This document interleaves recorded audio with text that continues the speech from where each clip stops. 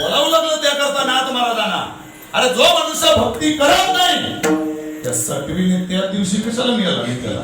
सटवी म्हणजे बायांची भांडणं जर होते एकमेकीला सटवी बोलतात. ती सटवी नाही, ती सटवी नाही. बाळाची पाचवी करतात तिकडे पाचवी, त्या पाचवीच्या दिवशी ती सटवी येते आणि त्या बाळाचं काय लिहून जाते, भाग्य लिहून जाते, नशीब लिहून जाते.